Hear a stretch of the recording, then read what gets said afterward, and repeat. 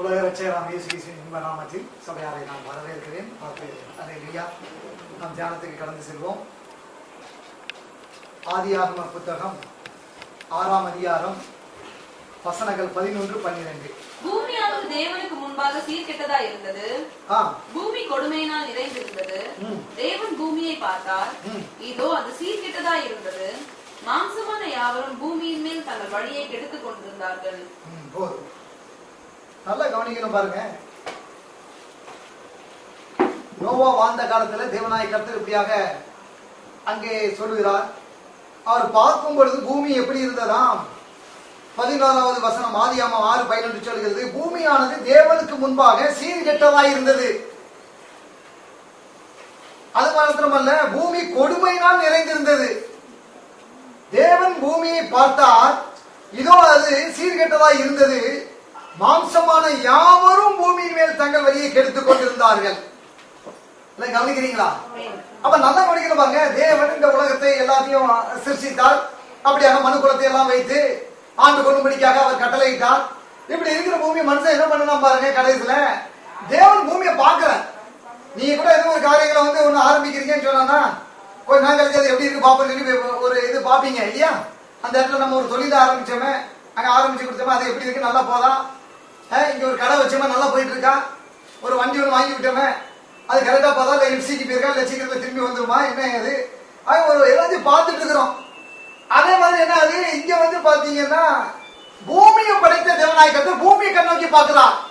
இந்த மனுக்குலங்கள்லாம் எப்படி இருக்கிறார்கள்? சரியா இருக்கிறாங்களா? நம்ம துதித்துக் கொண்டு இருக்கிறார்களா? சரியான நேரத்துக்கு ஜெபத்துக்கு வராங்களா? இல்ல இவங்க பத்தி லேட்டா இருந்து மாடியில் உட்காந்து கீழே இருந்து செல்போன் வேண்டிதான் மேல இருந்து கீழே வர வைக்கணுமா? எல்லாத்தையும் அவர் பார்த்து கொண்டு இருக்கிறார். அப்ப அவர் பார்க்கும் பொழுது எப்படி இருந்ததா? பூமியானது தேவனுக்கு முன்பாக சீராக இருந்தது என்று சொல்லப்படவில்லை, சீர்கெட்டதாய் இருந்தது. அது மாத்திரமல்ல, பூமி கொடுமையினால் நிறைந்திருந்தது. காதுள்ளவன் கேட்க கடவன். பூமி கொடுமையினால் நிறைந்திருந்தது. மீண்டும் தேவன் பூமியை பார்த்தார், இதோ அது சீர்கெட்டதாய் இருந்தது, மாம்சமான யாவரும் பூமியின் மேல் தங்கள் வழியை கெடுத்துக் கொண்டிருந்தார்கள் என்று எழுதப்பட்டிருக்கிறது. நிச்சயமா கவனிக்கிறீங்களா? மாம்சமான யாவரும் சொல்லுங்க. மாம்சமான யாவரும், அதாவது எல்லாருமே பாத்தீங்கன்னா என்ன பண்றாங்க? பூமியெல்லாம் கெட்டு சீரழிஞ்சி நாசமா போய் பொய்யும் புரட்டும் சூதும் வாதும் வஞ்சனையும் பொறாமையும் எரிச்சலும் கொலையும் கொள்ளையும் விபச்சாரமும் வேசித்தனமும் எல்லாம் நிறைந்ததா காணப்படுது. எல்லாம் சீர்கெட்டு போய் கிடக்கு. அவர் பார்க்கிறாரு, என்ன எப்படி இருக்கு பாக்குறாங்க? மனுக்குள்ள எல்லாம் எப்படி இருக்கிறாங்க? எல்லாரும் எப்படி இருக்கிறான்? தங்கள் வழியை கெடுத்துக் கொண்டிருந்தார்கள். அவர்களுக்கு ஒரு வழி கொடுத்தா அந்த வழியெல்லாம் என்ன பண்ணிட்டு இருக்கிறாங்க? இப்ப பார்த்தோம்னா அவர் ஒரு முடிவுக்கு வந்துட்டார். ஆசையா உண்டு பண்ண இந்த மனு குலத்தை, இவனுக்கு அதிகாரம் ஆளுகை நான் கொடுத்தேன், இவனுக்கு என்று நல்ல ஒரு அருங்கான ஒரு பூமியை ஏதேன் தோட்டத்தெல்லாம் உண்டாக்கி இவனுக்கு நான் எல்லாமே வச்சேன், அதுல எல்லாத்தையும் ஆண்டு கொள்ளுன்னு சொல்லி கொடுத்தேன். ஆனா இவன் எப்படி வச்சிருக்கிறான்? பழமொழி சொல்லுவாங்க, குரங்கு கையில கொடுத்த அந்த மாதிரி ஆகி போச்சு. கொடுத்தனா இவன் கையில, இவன் கடையில பார்த்தா இவன் எப்படி ஆக்கிட்டான்? இந்த பூமிய பிச்சு பிச்சு போட்ட மாதிரி என்ன ஆக்கிட்டாங்க? இப்படி எல்லாம் சீர்கெட்டு போய் எல்லாம் கொடுமை நிறைந்த வார்த்தையை நல்லா பண்ணியிருப்பாரு. கொடுமை நிறைந்ததாக அதை பார்க்கும் பொழுது அவருக்கே தாங்க முடியல. எல்லாம் வழியில கெடுத்து கொண்டு இருக்கிறார்கள். சொன்ன உடனே பண்ண ஒரு முடிவுக்கு வந்துட்டேன். என்ன முடிவு தெரியுமா? இந்த பூமியை ஃபுல்லா நான் என்ன பண்ண போறேன்? அழிக்க போறேன். பாருங்க, நீங்க அவர் சொல்றாரு, பூமியை நான் அழிக்க போறேன் சொல்லிட்டு தான் அப்ப இருக்கக்கூடியதான நோவாவை பார்த்து சொல்கிறார், எப்பா இந்த மாம்சமான யாருடைய முடிவு இப்ப எல்லாம் நெருங்கிட்டு இருக்கு, நான் என்ன பண்ண போறேன்? ஜலப்பிரளயத்தை உண்டு பண்ண போகிறேன், இந்த பூமியினுடைய எல்லாம் சீர்கேடும் அழிந்து போக போகிறது சொல்லிட்டு நோவாவிடம் சொல்லுகிறார். எல்லாம் நல்லா கவனிக்கணும். 14வது வசனம், நீ கொப்பேர் மரத்தால் உனக்கு ஒரு பேழையை உண்டாக்கு, நீ கொப்பேர் மரத்தால் உனக்கு ஒரு பேழையை உண்டாக்கு, அந்த பேழையிலே அறைகளை உண்டு பண்ணி, அந்த பேழையிலே அறைகளை உண்டு பண்ணி அதை உள்ளும் புறமுமாக கீழ் பூசு. போதும். அல்லேலூயா. தேவனாய் கர்த்தர் பார்க்கிற அந்த பூமியை நான் என்ன பண்ண போறேன்? ஜலப்பிரளயத்தால அழிக்க போறேன். சரியில்லை. இப்ப என்ன செஞ்சானா? இதை வேற வழியே இல்லை, அழிக்கதான் செய்யணும். நோவாவை கூப்பிடுகிறார். நோவா தேவனுக்கு ஒரு பயந்த மனிதனாக இருக்கிறான். அவனை கூட்டி சொல்லுகிறார், எப்பா நோவா இங்க வா, கொப்பேர் மரத்தினால நீ என்ன பண்ணு? உனக்கு ஒரு பேழையை உண்டாக்கு. இன்னைக்கு செய்தி இதுதான். அல்லேலூயா. பக்கத்துல சொல்லுங்க, உங்களுக்கு ஒரு பேழையை உண்டாக்குங்கள். அல்லேலூயா. ஏன்னு கேட்டீங்கன்னா, அன்றைக்கு பூமி எப்படி சீர்கெட்டதாக இருந்ததோ, கொடுமை நிறைந்ததாக இருந்ததோ, மக்கள் தங்கள் வழிகளை கெடுத்து கொண்டு இருந்தார்களோ, இன்றைக்கும் பூமி அந்த நிலைமைக்கு பலபடியும் ஆளாகி விட்டது. அன்னைக்கு பேர நோவா பார்த்து சொல்லுகிறார், உனக்கு கொப்பேர் மரத்தினால ஒரு பேரைய நீ உண்டாக்கு அப்படி என்று அவர் சொல்லுகிறார். அதைத்தான் இன்னைக்கு நம்மிடமும் கர்த்தர் சொல்கிறார். இன்னைக்கு உலகத்தின் முடிவை நெருங்கி கொண்டிருக்கிறோம். பூமி எல்லாம் அப்படிதான் இருக்கு. இன்னைக்கு எல்லாம் கெட்டு சீரழிஞ்சி போயிட்டு இருக்கு. உண்மையை காணோம், எங்கேயும் நியாயத்தை காணோம், தர்மத்தை காணோம் இல்லையா? ஏன் இங்கே ஒரு நம்பிக்கை இல்லாத தன்மை, எல்லாம் சீர்கெட்டு போய் இருக்கிறது. அதனால என்ன சொல்கிறார்? நல்ல கவனிங்க, நம்மிடமும் அதைத்தான் தேவன் சொல்கிறார். என்ன சொல்கிறார்? நோவாவிடம் சொன்னார், கொப்பேறு மரத்தினாலே உனக்கு ஒரு பேழையை உண்டாக்கு என்று. ஆனால் இன்று நம்மிடம் என்ன சொல்கிறார் தெரியுமா? மரத்தினாலே அல்ல, வார்த்தையினாலே ஒரு பேழையை உண்டு பண்ணுங்கள். கரங்களை கட்டி நமக்கு சொல்லக்கூடிய காரியம் என்னவென்றால், என்னுடைய வார்த்தை ஜீவன வளர்ந்த வார்த்தையினால் நீங்கள் உங்களுக்கு ஒரு பேழையை உண்டு பண்ணிக் கொள்ளுங்கள். அந்த வார்த்தைக்குள்ளாக நீங்கள் நுழைந்து கொள்ளுங்கள். வரக்கூடியதான அந்த அழிவுக்கு உங்களை தப்பிவித்துக் கொள்ளுங்கள். அல்லேலூயா. அவதான் சொல்றாரு. அன்னைக்கு கொப்பரை மரத்தை எடுத்து நோவா உட்காந்து என்ன பண்றான்? இலச்சி மரத்தெல்லாம் போட்டு இலச்சி பண்ணிட்டு இருக்கிறான். அன்னைக்கு பண்ணி கொண்டிருந்தான். ஆனா இன்னைக்கு கர்த்தர் சொல்றாரு, இப்படியாக நம்மை பார்த்து சொல்கிறார், வார்த்தையினாலே நீங்களும் நானும் என்ன செய்யணுமா? ஒரு பேழையை உண்டாக்க வேண்டும். எப்படியா வார்த்தையினால பேழையை உண்டாக்குறது? நீங்க சொல்றீங்களே. திருப்புவோம் சங்கீத புத்தகம் 91வது அதிகாரத்துல 1வது வசனத்தை வாசிப்போம். போதும். அப்ப என்ன நடக்கு? சங்கீதம் 91:1 இப்படியாக சொல்லப்பட்டிருக்கு, உன்னதமானவரின் மரபில் இருக்கிறவன் நல்லா கவனிக்கிற பாருங்க. இதான் நல்ல கவனிங்க. இன்னைக்கு நல்ல முக்கியமான சப்ஜெக்ட். அப்ப என்ன? வார்த்தையினால நானும் நீங்கள் இன்னைக்கு வந்து என்ன பண்ண வேண்டுமா? வார்த்தையினால வேலையை உண்டாக்க வேண்டும். அல்லேலூயா. அப்ப என்ன நடக்குது கேட்டீங்கன்னா, உன்னதமானவரின் மரபில் இருக்கிறவன் சர்வ வல்லவருடைய நிழலில் தங்குவான். எல்லாம் சொல்லுங்க, தங்குவான். நீங்க ஒன்று நன்றாக கவனிக்க வேண்டும். தங்குவான் என்று சொன்னால் அது ஒரு நிரந்தரமான இடத்தை குறிக்கிறது இல்லையா? தங்குவான்னா என்ன அர்த்தம்? எப்பவுமே அவன் அங்கதான் தங்குவான் அப்படிங்க. அப்பனா எப்பொழுதும் அவன், அதுதான் யூசுவல் காரியம், அங்கதான் தங்குவான் அப்படிங்கிறது. அது வந்து என்றால் ஒரு நிரந்தரமான ஒரு இடத்தை குறிக்கிறது. 10 தினங்களுக்கு முன்பாக பெங்களூர் பட்டணத்துக்கு ஊழியத்துக்காக சென்றிருந்தேன். அங்க இருக்கக்கூடியதான போதனை எனக்கு எல்லாம் ரூம் எல்லாம் போட்டு அரேஞ்ச் பண்ணி வச்சிருந்தாங்க. அங்க நான் தங்கியிருந்தேன். கிட்டத்தட்ட 2 நாளுக்கு தங்கியிருந்தேன். அப்ப நீங்க ஒன்று நல்லா கவனிக்கணும். நான் வந்து பெங்களூர்ல போனேன், தங்கியிருந்தேன். ஆனா அதுவே எனக்கு நிரந்தரமான இடம் அல்ல. நான் போனேன், அங்க இருந்தேன். அது என்ன இல்ல, it is not a permanent place for me. அது எனக்கு ஒரு நிரந்தரமான இடம் அல்ல. போனேன், பெங்களூர்ல அங்க தங்கினேன். ஆனா நிரந்தரமான இடம் எங்க? சென்னை பட்டணத்துல அண்ணாநகர்ல நிரந்தரமான இடம் இருக்கு. அல்லேலூயா. அப்ப நல்லா பண்ணிருப்பாங்க. தங்குவான் என்று சொன்னா நிரந்தரமான இடம் தான். அப்ப இங்க இருந்து என்னங்கன்னா அதான் அது குறிக்கிறது தவிர, அப்ப நிரந்தரமான இடம் என்ன? அவருடைய வார்த்தை. உன்னதமானவரின் மரபில் இருக்கிற சர்வ வல்லவருடைய நிழலில் தங்குவார். சர்வ வல்லவருடைய நிழல்ல போய் நானும் நீங்களும் தங்கியிருக்கிறோம். அதுதான் நமக்கு பெர்மனன்ட், அதுதான் நிரந்தரமானது. அவருடைய வார்த்தையில் போய் தங்கி இருக்க வேண்டும். அதுதான் நீங்க செய்தீங்க. வேலையை வந்து என்ன பண்ண? வார்த்தையினால உண்டாக்குங்கள். அப்ப அவருடைய நிழல்ல தங்குறதுன்னா கிட்டத்தட்ட அவருடைய சர்வவல்லவருடைய வார்த்தையில போய் நாம போய் சார்ந்து வாழ்ந்ததுதான் அதுக்கு அர்த்தம். கவனிக்கிறீங்களா? அப்படிதான் இருக்க வேண்டும். அதைத்தான் அவர் சொல்லி இருக்கிறார். அதனால யோவான் 15:10 சொல்லுகிறார், என்னுடைய கற்பனைகளை கை கொள்கிறவன் என்னுடைய அன்பில் நிலைத்திருப்பான். கவனிக்கிறீங்களா? அப்ப அவருடைய கற்பனைகளை நீங்கள் கை கொள்கிறவன் அன்பில் நிலைத்திருப்பான் என்று சொன்னால் அவருடைய வார்த்தையை கை கொள்கிறவன் என்று அர்த்தம். கற்பனை தான் என்ன, வேற என்னது? அவருடைய வார்த்தை தான். அவருடைய வார்த்தையை கை கொள்கிறவன் அவருடைய அன்பிலே நிலைத்திருப்பான். அப்ப நீங்க நல்லா கவனிக்கிட்டு பாருங்க. அவங்கவுங்க எங்கெல்லாமோ போகலாம் இல்லையா? ஆனா அந்த நிரந்தரமான இடம் வந்து தங்கும் போதுதான் வந்து ஒரு சந்தோஷமும் மகிழ்ச்சியும் பூரிப்பும் உண்டாகும். எல்லாம் கவனிக்கிறீங்களா? எல்லாம் பாருங்க, அங்கங்க போவீங்க. எல்லாருமே அவங்கவுங்களுக்கு தனிப்பட்ட ஒரு அனுபவம் இருக்கும். வெளியூருக்குலாம் போவீங்க. அங்க போனேன், இங்க போனேன், வெளியூர் போனேன், இங்க போனேன். ஆனா மெட்ராஸுக்கு வந்தவனேதான் அப்பா நிம்மதியா இருக்கு அப்படின்னு சொல்றோம் இல்லையா? நம்ம வீட்டுக்கு வந்தாதான். நானும் அப்படிதான் அங்கங்க போயிட்டு வரேன். என் வீட்டம்மாவும் சுதனும் சொல்லுவான் பையனும். எங்கெல்லாம் சுத்திட்டு வந்தாலும் அண்ணா நகர் ஆட்சிக்குள்ள வந்தோம் உள்ள என்று ஆனாலே போதும், அப்பா நம்ம இடத்துக்கு வந்த உடனே அந்த சந்தோஷம் சமாளம் இருக்கு. ஏன்னா நம்ம இடத்துல நம்ம எப்பவும் தங்குற இடத்துக்கு வீட்டுக்கு வந்தாச்சுன்னா மனசுல நமக்கு என்ன வந்துருது? ஒரு சந்தோஷம் வந்துருது, ஒரு களி கூறுதல் உண்டாகிறது. இருக்கா இல்லையா? நிச்சயமாக அந்த சந்தோஷத்தை வேற வந்துட்டு இங்க வந்த உடனே என்ன ஆயிருது? ஒரு சந்தோஷம் வந்துடும். ஆமே. அதான் இருக்கு பாருங்க. பொம்பளை பிள்ளை கூட அப்படிதான், எல்லாம் கல்யாணம் ஆகி போய் கட்டி கொடுத்து என்னதான் போறாங்க. ஆனா சில பேர் என்ன பிறந்த வீட்டுக்கு வரும்போது ஒரு சந்தோஷம் இருக்கதான் செய்யும்.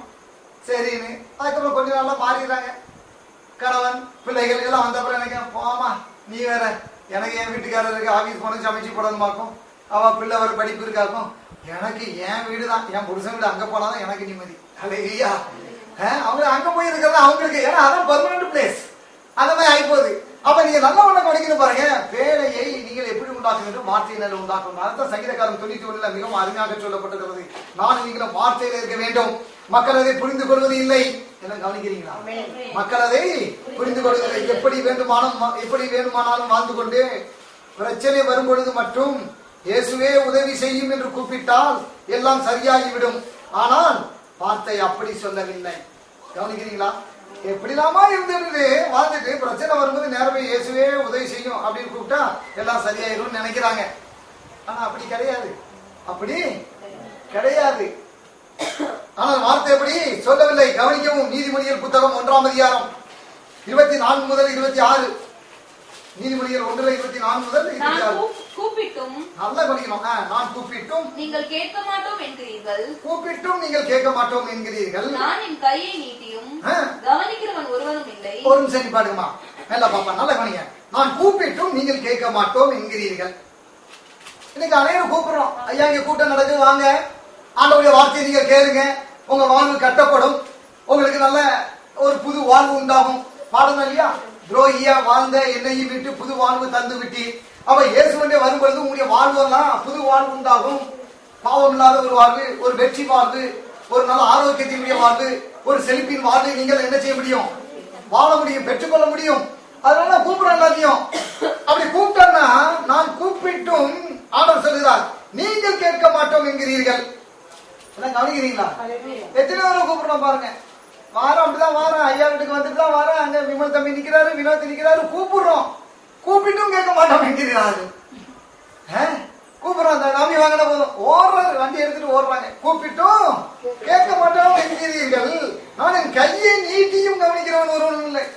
கையை நீட்டினாலே ஏதோ புள்ள பிடிக்கிறவன் அந்த மாதிரி ஓடுறாங்க. தம்பி வாங்க மீட்டிங்கா போதும் ஓடுறாங்க. இன்னைக்கு அனைவரும் அப்படிதான் இருக்கிறாங்க. கூப்பிட்டும் கேட்கல, கையை நீட்டி என்ன செய்யறது இல்ல, கவனிப்பாரு இல்லை. அடுத்தது என் ஆலோசனையை எல்லாம் நீங்கள் தள்ளி பாருங்க. இன்னைக்கு அப்படிதான் இருக்கு பாருங்க. ஏன்னா எல்லாரும் வந்து ஆண்டவர் வேணுங்கிறாங்க, சுகம் வேணுங்கிறாங்க, நல்லா என்ன வெற்றி வாழ்வு வாழ வேண்டும் என்று சொல்லி விரும்புகிறார்கள். என்னுடைய வாழ்வு கட்டப்பட வேண்டும். சாட்சியில சகோதரி சொன்னாங்க, எனக்கு நல்ல நல்ல வீடு வாசல் எல்லாம் கொடுத்து நானும் இந்த சமுதாயத்துல நல்ல ஒரு அந்தஸ்துல இருக்க வேண்டும். நல்லது, அதுக்குதான் கூப்பிடுறோம். இயேசுவே வாருங்கள் அப்படின்னு கூப்பிடுறோம். ஆனா அவர் என்ன சொல்ற, நான் கூப்பிட்டு நீ கவனிக்க மாட்டீங்க, கையை நீட்டாலும் நீ என்ன செய்யற, ஓடி போயிடுறிய. என் ஆலோசனையை எல்லாம் நீங்கள் தள்ளி என் கனிந்து கொள்ளுதலை வெறுத்தீர்கள். எல்லாம் கவனிக்கிறீங்களா? ஆலோசனை எல்லாம் தள்ளுறாங்கம்மா. கவனிக்கிறீங்களா ஐயா? ஆலோசனை சொன்னா என்ன செய்யறாங்க? தள்ளுறாங்க. விடுங்கய்யா, எப்ப பார்த்தாலும் நீங்க இப்படிதான் சொல்லுவீங்க. ஊழியக்காரங்க ஏசுகிட்ட வாங்க, ஏசுகிட்ட வாங்க, கத்த நல்ல பேர் ருசி பாருங்க சொல்லுவீங்க. அதெல்லாம் என்னத்தை பட்டு அப்படின்னு சொல்லி அப்படியே போயிருக்காரு. ஆலோசனை ஏற்றுக்கொண்டதே இல்லை. நம்ம மத்தியில சகோதரர் விஜயன் வந்திருக்கிறாரு. ஆலோசனை அவருக்கு 2 வருஷமா சொல்லி சொல்லி பார்த்து கையை நீட்டி எல்லாம் பார்த்து சொல்லிச்சு, அவர் தள்ளி தள்ளி விட்டாரு. கடைசியில இப்ப ஏதோ கொஞ்சம் வந்து உள்ளுக்குள்ள வந்துட்டாரு. கரங்களை தள்ளி தேவை மகிமைப்படுத்துவோம். கடிந்து கொள்வதை வெறுத்தீர்கள். அதுக்கு அடுத்த வருஷம் நீங்கள் பயப்படும் காரியம் வரும்போது ஆகடியம் பண்ணுவேன். ஆகடியம் பண்ணுவேன். அல்லேலூயா. ஆகடியம் கர்த்தருக்கு ஸ்தோத்திரம். ஆமென். அதனால அப்புறம் நல்லது, நல்ல வேகமா வாசிக்க வேண்டியதான். ஆனா அதை கொஞ்சம் பிழை இல்லாம வச்சு நல்லா இருக்கும். ஆமென். சரி, ரைட். நம்ம மகள் கர்த்தர் அப்படிமா ஆசீர்வதிப்பாராங்க. அல்லேலூயா. அப்ப நல்ல கவனிக்க அவர் சொல்லுகிறார், தேவனை கர்த்தர் ஆகிய நானும் உங்கள் ஆபத்து காலத்தில் நகைத்து. கர்த்தர் சொல்றாரு பாருங்க, ஐயா நான் உன்னை கூப்பிட்டேன் நீ கேட்கல, நான் கையெல்லாம் நீட்டி பார்த்தேன் அப்பவும் இல்ல, என் ஆலோசனை கொடுத்தேன், ஆலோசனை தள்ளிட்டீங்க, எல்லாம் வெறுத்தீங்க. இப்ப நான் ஒரு முடிவுக்கு வந்துட்டேன். என்ன தெரியுமா? நீங்க பண்ணுவேன்? நான் நகைத்து நீங்கள் பயப்படும் காரியம் வரும்போது நான் ஆகடியம் பண்ணுவேன். நான் உங்களுக்கு பக்கத்துல நிக்க மாட்டேங்கிறேன். இதெல்லாம் கவனிக்கிறீங்களா? இன்னைக்கு வார்த்தையினாலே ஒரு பேழையை உண்டாக்குங்க. அவர் வார்த்தையெல்லாம் சொல்றாரு, என் மகனே மகளே என் வார்த்தையை கேளு, நான் உன்னை என் வார்த்தையை கேளு கேளு தானப்பா உன்னை நான் இவ்வளவு காலம் சொல்லிட்டு இருக்கேன். ஆனா நீ என் வார்த்தையவே கேட்காம தள்ளி விட்டுட்டு நீ போயிட்டு இருக்கிறிய. அதான் சொல்றாரு, ஆனா காலம் ஒண்ணு வரும், ஆபத்து காலம் வரும், நீ அப்ப என்ன கூப்பிடுவ, அப்ப நான் என்ன பண்ண நகைச்சிட்டு நான் போயிடுறேன் அப்படிங்கிறாரு. கவனிக்கிறீங்களா? இது நமக்கு தேவையா? அவரோடு நீங்கள் நேரம் செலவழிக்காமல் அவர் உங்களுக்கு உதவி செய்ய முடியாது மாட்டார். அவரோடு கூட நேரத்தை நீங்க செலவு பண்ணணும். இந்த வெள்ளிக்கிழமை நீங்க நேரத்தை செலவு பண்ணிருக்கிறீங்க. இத மாதிரி நீங்க வந்து கூடுகையில, தனிப்பட்ட விதத்துல, உங்க ஜெபத்துல, உங்க வேத வாசிப்புல இப்படியாக தான் நீங்க வார்த்தையினாலே பேழையை உண்டாக்கணும்னா எப்படி என்ன பண்ண போறீங்க?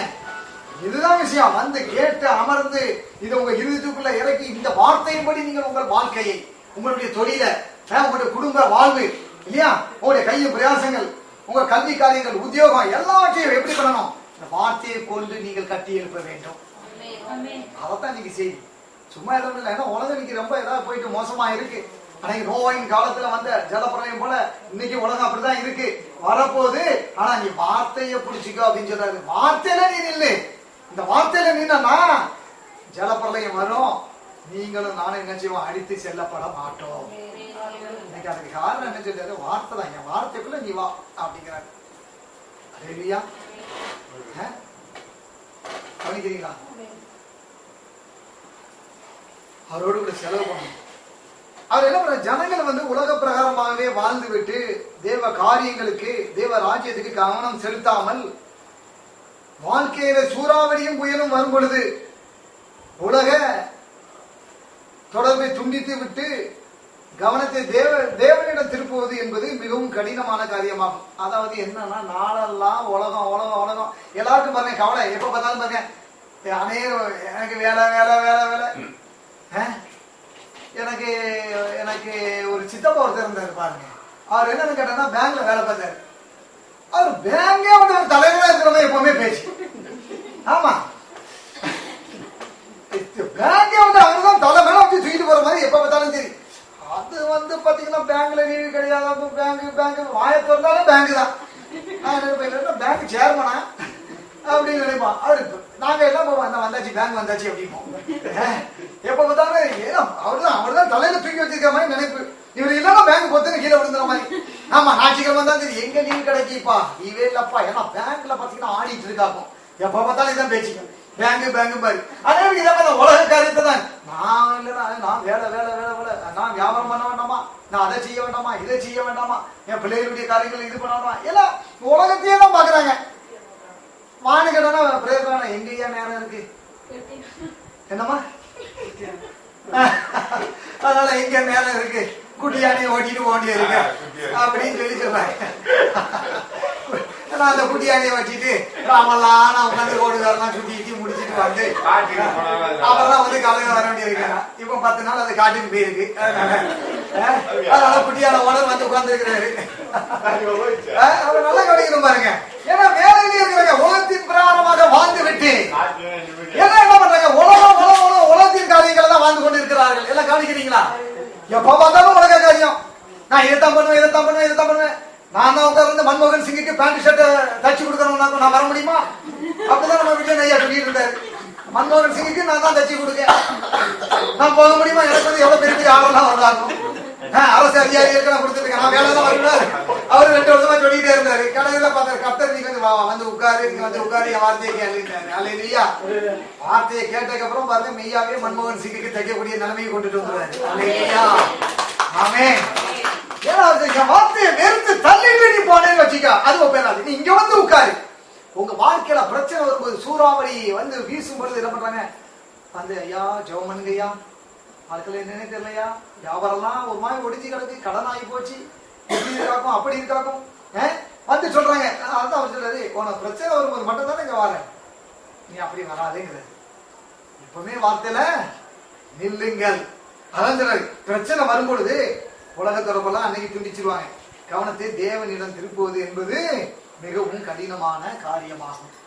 அதாவது ஏற்கனவே ஜெபத்துல வந்து போய் இருக்கிறவங்களுக்கு சில ஆலோசனைகளை கொடுக்கும்போது அவங்க அதை புரிந்து கொண்டு உள்வாங்கி கொண்டு வருவார்கள். ஆனா இப்ப என்ன ஆகி போச்சு, இவங்க எப்பவுமே முழுமையாக தேவனை உலகத்தையே சார்ந்து வாழ்ந்து கொண்டிருக்கிறாங்க. இப்ப இவங்களை கிழக்க நோக்கி இருக்கிறவங்க அப்படியே அப்போட்டம் போட்டு மேகத்தில் போண்டியது. கவனிக்கிறீங்களா? இது கடினமான காரியம். அதான் எப்பவுமே வார்த்தையில இருக்கணும். எப்பவுமே இந்த மாதிரி வெள்ளிக்கிழமெல்லாம் வரணும், ஞாயிற்றுக்கிழமைக்கெல்லாம் வரணும். அப்பப்பா வந்து தேவனுடைய சமூகத்துல காத்திருக்கணும். தேவனோடு கூட எப்பவுமே என்ன இருக்கணும், ஐக்கியம் இருக்கணும். வேதம் வாசிக்கணும், தனிப்பட்ட விதத்துல ஜெபம் செய்யணும். நல்ல பாட்டு எடுத்து என்ன பண்ண, ஒரு வீட்டை சும்மா இருக்க 15 நிமிஷம் எடுத்தோன்னா ஒரு 3 பாட்டு பாடி அப்படியே ஆவிக்குள்ள போகணும். அல்ல இல்லையா? எல்லாம் பிரச்சனை வரும் மட்டும் நேரம் ஓடி வந்து பிரசங்கிட்டு வந்து ஐயா சொல்லுங்க ஐயா அப்படின்னு சொல்லக்கூடாது. எல்லாம் கவனிக்கிறீங்களா? அல்ல இல்லையா? எப்பவுமே தேவனோட இருந்தானே என்ன நடக்கும்? இந்த மாதிரி குடிகளெல்லாம் நின்று இந்த மாதிரி ஷூட்டிங்னா ஊழியர்களெல்லாம் ஈடுபட்டனா சதர்லாண்ட்ல இருந்து வரும், எல்லா லேண்ட்ல இருந்தும் வரும். கையை தட்டுங்களேன். எத்தனை இன்டர்வியூ இருந்தாலும் சரி, அதுல வந்து நீங்கள் செலக்ட் ஆவீர்கள். ஆமென். எப்பவுமே கர்த்தரோட நீங்க இருந்துட்டு இருந்தீங்கன்னா, இந்த ஊழியத்துல ஈடுபட்டீங்கன்னா உங்களுக்கு எல்லா இடத்துலயும் வாசல் என்ன செய்யும், திறக்கப்படும். ஆமென். நீங்கள் கீழ்ப்படிதலை லைஃப் ஸ்டைலாக வைத்துக் கொண்டு வார்த்தையில் வாழ்வது அவசியமாகும். கீழ்ப்படிதலை எப்படி வச்சுக்கணும்? லைஃப் ஸ்டைலா வச்சுக்கணும். கீழ்ப்படிதல் எப்பவோ ஒருக்க மட்டும் கீழ்ப்படிய கூடாது, பிரச்சனை வரும்போது மட்டும் கீழ்ப்படிய கூடாது. கீழ்ப்படிதல் என்ன பண்ணுவோம், நம்ம லைஃப் ஸ்டைல என்ன, கர்த்தருடைய வார்த்தைக்கு நம்ம கீழ்ப்படிதல். என்ன கவனிக்கிறீங்களா? கீழ்ப்படிதலை உங்களுடைய லைஃப் ஸ்டைலாவே ஆக்கிடணும். ஆண்டவர் சொன்னா அதுக்கு கீழ்ப்படுத்தி நீங்க அந்த வார்த்தைக்கு நீங்களும் நானும் விட்டு கொடுத்து அதன்படி வாழ கற்றுக்கொள்ள வேண்டும். அப்படி இருந்தோம் வச்சுக்கோங்க, அந்த வார்த்தையில அப்படி வாழ்வது மிகவும் அவசியமாகும். அல்லேலூயா. எத்தனை பேர் கவனிச்சிட்டு இருக்கீங்க? இன்னைக்கு செய்தி என்ன? செய்தி என்ன? லேட்டா வந்தாலும் லேட்டஸ்ட் அடிக்கிறாரு. கரங்களை தட்டுவோம். அல்லேலூயா. வார்த்தையினால பேழையை உண்டாக்குங்கள். இத்தனை பேர் இருக்கீங்களா? செய்தி என்னன்னா என்ன சொல்லணும்? வார்த்தையினாலே பேழையை உண்டு பண்ணுங்கள். அதுதான் செய்தி. இதோட நான் 10 நிமிஷம் சொல்லிக்கிறேன், யாருமே சொல்ல மாட்டேங்கிறீங்களே. அழகா மகாராஜா தாத்தா உண்டாருங்க சொல்றாங்க. அதனால பாருங்க, வார்த்தை என்ன செய்யணும்? வார்த்தையினாலே வேலையை உண்டு பண்ணுங்க. அல்லேலூயா. அப்ப என்ன நடக்க பாருங்க, நல்லா கவனிங்க. சங்கீதம் 91:2 வாசிங்க. 91:2. நான் கர்த்தரை நோக்கி, நீர் என் அடைக்கலம், என் கோட்டை, என் தேவன், நான் நம்பி இருக்கிறவர் என்று சொல்லுவேன். போதும். அப்ப நல்லா கவனிக்கிறேன். என்ன சொல்லப்பட்டிருக்கு வேதம்? நீங்களும் நானும் எப்படிப்பட்ட வசனம்? அடுத்த 2வது வசனம். ஃபர்ஸ்ட் அவன் எங்க தங்குவான், நிரந்தரமா இருக்கிறது தேவனுடைய வார்த்தையில தங்கி இருக்கணும். அடுத்தது என்ன சொல்றாரு? கர்த்தரை நோக்கி, நீர் என் அடைக்கலம், என் கோட்டை, என் தேவன், நான் நம்பி இருக்கிறேன் என்று சொல்லுவேன். அநேகம் சொல்றாங்க, அவங்களுக்கு சங்கீதம் தெரியுமா? அவ சொல்லுவாள சங்கீதம் தானே, என் மகா சொல்லுவாள சங்கீதம் 90 தலையில சொல்லுவாள. உடனே என்ன பண்ணாங்க, கடை கடன்னு சொல்றது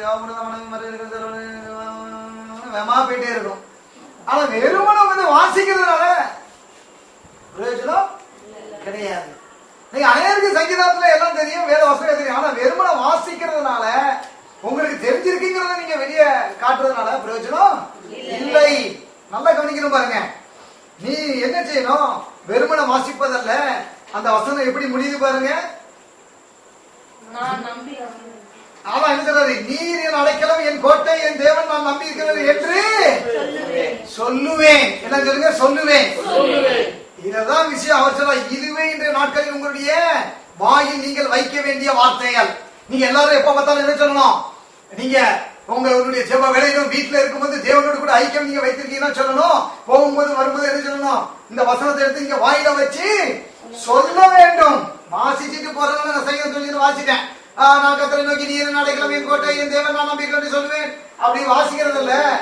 அவரை பார்த்து உள்ள ஆவியில் இருக்க, நீர் என் அடைக்கலாம். அல்லேலூயா. எல்லாம் கையை வைத்து சொல்லுங்க. தேவனே, நீர் என் அடைக்கலம், என் கோட்டை, என் தேவன், நான் நம்பி இருக்கிறவர் என்று சொல்லுவேன். கரங்களை தட்டுவோம். அப்ப இன்னைக்கு நான் இதான் வாயில வச்சு சொல்லணும் பாருங்க. இது சொல்லும் போது உங்களுக்குள்ளாக என்ன பண்ணும்? அந்த வார்த்தை அதுதான், நீர் என்னுடைய அடைக்கலம். நீர் என்னுடைய கோட்டை, நீர் என்னுடைய தேவன், நீர் நான் நம்பி இருக்கிறவர். ஆமென். இது நீங்க சொல்லுங்க, அடைக்கலம். அவர்தான் அடைக்கலம். அவருக்குள்ள உள்ள போயிட்டீங்கன்னா போதும், அவருக்குள்ள போயிட்டீங்கன்னா ஒரு பயமுமே இல்லை, நீங்க தைரியமா இருக்கலாம். இதுதான் வார்த்தையினால வேலையை உண்டாக்குறது. எப்படி வார்த்தையினால வேலை உண்டாக்குறது? வேலையை இப்படிதான் பண்ணணும். நீர் என்ன அடைக்கலம், நீங்க சொல்லணும். வாயிட்டு சொல்லி சொல்லிதான் பிரச்சனை வந்தோடனே என்ன செய்ய தெரியலேங்க கூடாது. நீர் என் அடைக்கலம், நீர் என் கோட்டை, நீர் என் தேவன், நான் நம்பி இருக்கிறவன். அல்லேலூயா. நீ அதான் அதை விட்டு போட்டு என்ன செய்ய தெரியலன்னு சொல்லி முடிச்சுட்டு இருக்க கூடாது. அப்படிப்பட்டதான வார்த்தைகள்ல நீங்க உள்ள போகணும். இதான் பேலை. கவனிக்கிறீங்களா? வெள்ளம் வருது, பிரச்சனை வருது. வெள்ளம் போல சாத்தான் வந்தாலும் ஆவிதாமே கொடி பிடிப்பாருன்னா, வெள்ளம் வருது, பிரச்சனை வருது, உனக்கு விரோதமாக பிசாசுடைய சதி ஆலோசனைகள் அப்படி வருதுன்னு சொன்னா, நீங்க இந்த மாதிரி வார்த்தைக்குள்ள என்ன செஞ்சிடணும்? உள்ள போய் நுழைஞ்சிடணும். ஆமென். கவனிக்கிறீங்களா? அல்லேலூயா. அதான் வார்த்தையினால பேரையை உண்டு பண்ணுங்கள். எனது பாதுகாப்பும் விடுதலையும் வார்த்தையே. எல்லாம் சொல்லுங்க, எனது பாதுகாப்பும் விடுதலையும் தேவ வார்த்தையே.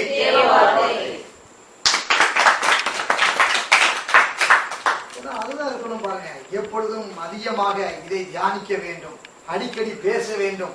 கவனிங்க. அப்பொழுது பிரச்சனை வரும்போது இவைகளை சரளமாக வாயிலிருந்து புறப்படும். நல்லா கவனிங்க. நீங்க எப்போது நீங்க என்ன மாதிரி நீங்க இருக்கிறீங்களோ அதுதான் உங்க வாயிலிருந்து வெளியே வரும். நீங்க நல்லா கவனிங்க. நீங்க அடிக்கடி நீங்க உங்க வாயிலிருந்து எப்பவுமே பாருங்க, கர்த்தாவே சோத்திரம், ஆண்டவரே உங்களுடைய கிருபை.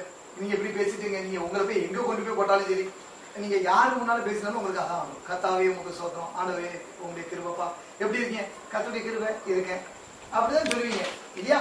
கர்த்தருடைய கிருபை நான் இருக்கிறேன், அப்படிதான் சொல்லுவீங்க. நீங்க எப்படி இருக்கதான்? நீங்க எப்பவுமே இந்த வார்த்தையில என்னுடைய அடைக்கலம், என்னுடைய கோட்டை, என் தேவன், நான் நம்பி இருக்கிறேன். நீங்க இப்படியே நீங்க வசனத்துல கர்த்தரின் மேய்ப்பராக இருக்கிறார், நான் தாழ்ச்சி அடையேன், இப்படி நீங்க வார்த்தையிலே இருந்தீங்கன்னா என்ன பண்ணுவீங்க? ஒரு பிரச்சனை வரும் பொழுதும் இந்த வார்த்தை தான் உங்கள்கிட்ட இருந்து வெளியே வரும். கர்த்தரின் மேய்ப்பராக இருக்கிறார், ஆக நான் தாழ்ச்சி அடையேன், இப்படிதான் நீங்க சொல்லுவீங்க. என்ன கவனிக்கிறீங்களா?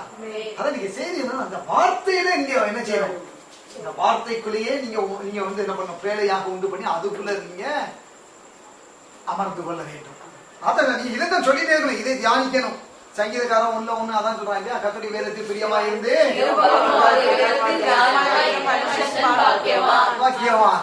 ஆமென். நீங்க எல்லாரும் பாக்கியவான்கள் தான். ஆமென். அதனால என்ன எப்பவும் இரவும் பகலும் நீங்க அதை தியானிச்சிடுறீங்க வசனத்தை.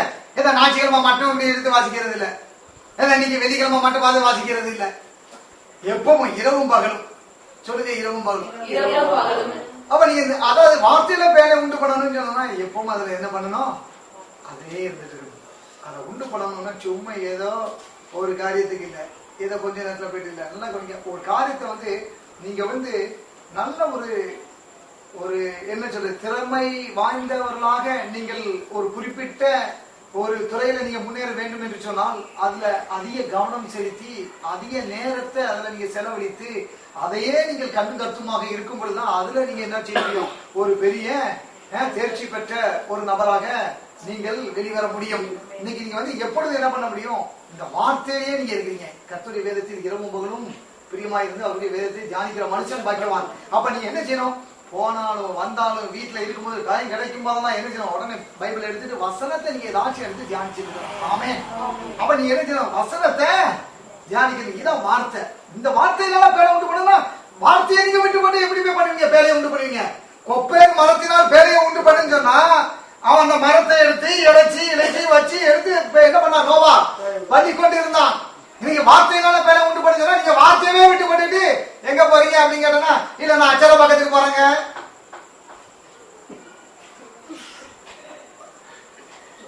நான் உங்களை சொல்லணுங்க, அச்சர பக்கத்துக்கு அங்க போய் நாம தேர் இழுக்க போறேங்க. எங்க வார்த்தையினால நீங்க பேரையை உண்டு பண்ணுங்க சொன்னா அல்ல இல்லையா? அப்ப நீங்க அடிக்கடி என்ன இருக்கணும்? வார்த்தையை என்ன பண்ணுவோம்? இப்படிதான் வார்த்தையை வைக்கணும். வார்த்தை வார்த்தை வார்த்தை வார்த்தை. எப்பவுமே இந்த வார்த்தையை நீங்க உங்களுடைய நாவில் வைக்க வேண்டும். என்ன கவனிக்கிறீங்களா? இந்த வார்த்தையினாலதான் நீங்க பேரை உண்டு பண்ணணும். அடுத்த